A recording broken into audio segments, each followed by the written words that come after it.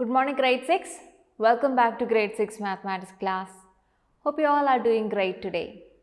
So today we are going to learn about another type of pictorial representation of data. Have a look at this. What you see here is called a bar graph. So in a bar graph we are representing data using rectangular bars. Here you can see some rectangular bars are given. They represent some kind of data. So here you can see a label or a title for this bar graph, and the title shows what this bar graph is about. So here the title is most bought fruit. So this bar graph represents some data about the most bought fruit. You can see there are two axes. There is an x-axis and there is a y-axis. Now the x-axis represents types of fruits. So this is a label that represents what this x-axis is about. The x-axis has got the label types of fruits.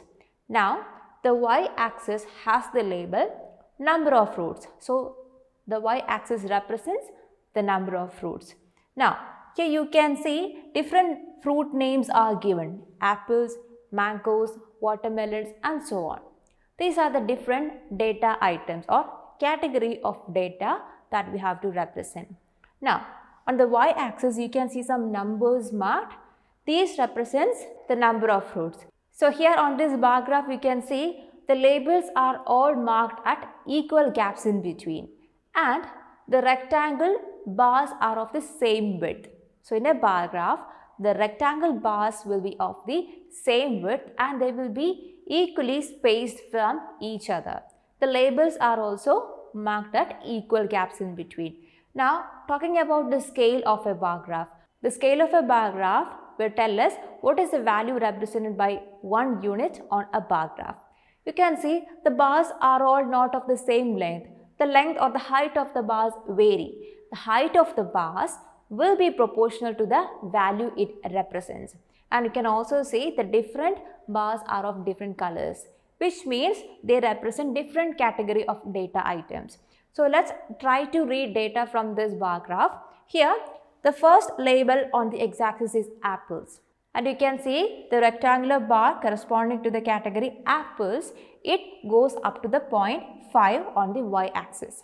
So it means that the number of apples bought is equal to 5. Now the next category of data item, it is mangoes, and you can see the height of the bar corresponding to the label mangoes, it reaches up to 0.3 on the y-axis.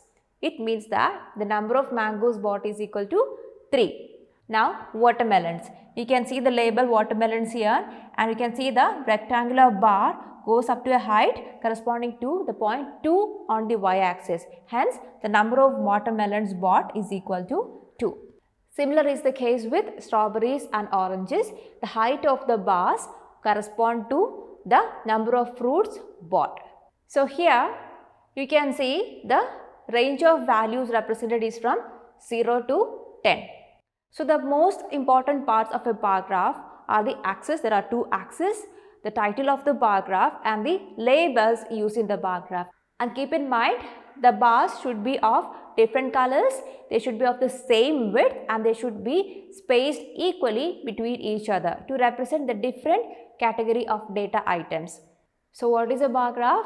A bar graph is a specific way of representing data using rectangular bars where the length of each bar is proportional to the value they represent. And bar graphs are most commonly used to represent business data. The bar graphs have a horizontal and vertical axis, also called the x-axis and the y-axis. Now they also have a title and labels at a scale range. Now let's see what are the steps involved in drawing a bar graph.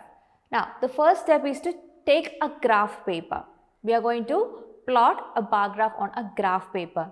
Then once you have got the graph paper, you have to give the title of the bar graph. This will represent what the bar graph is about. Now you have to draw a horizontal axis or x-axis and a y-axis, a vertical axis, and you have to give labels to both the axes. Then you have to choose a suitable scale range, and after that you can draw rectangular bars on the bar graph But keep in mind, the bars should all be of the same width and they must be equally spaced from each other. Now, once your bar graph is ready, you have to review the bar graph and check if the values are represented correctly.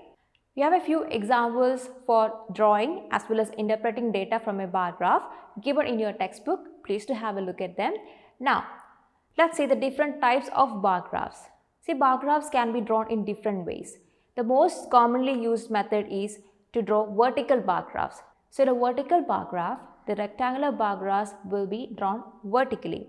So, on the x-axis, you will have the different data categories labeled, and on the y-axis, the value represented by each data category is represented.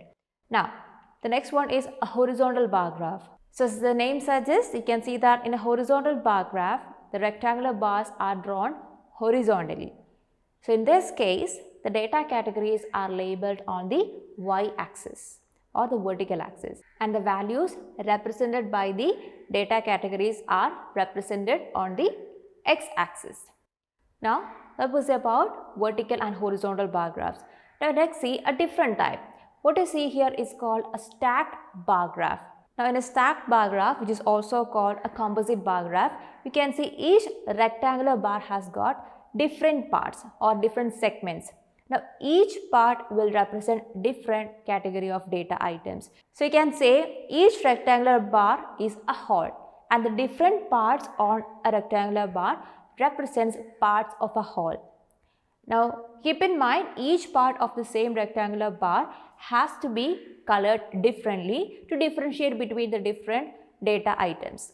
So, in this case, since each bar has got its own subcategories, specific labeling is needed to properly represent and interpret data from a stacked bar graph.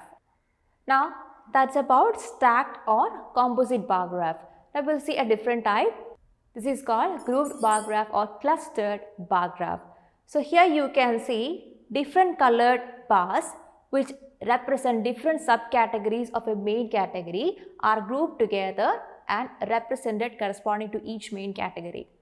Now, the individual subcategories in a main category are colored differently, but the subcategories follow the same color scheme. So, a grouped bar graph will show us discrete values for two or more categorical data. So, these were the different types of bar graphs. I hope you are clear with the concept. Now, you have to go through the topic bar graph and the solved examples given in your textbook. This is given from page number 240 of your textbook. Then, once you are done with that, please complete all the questions from exercise 16.3. So, that's all for today, children. Let's meet in the next class. Till then, bye.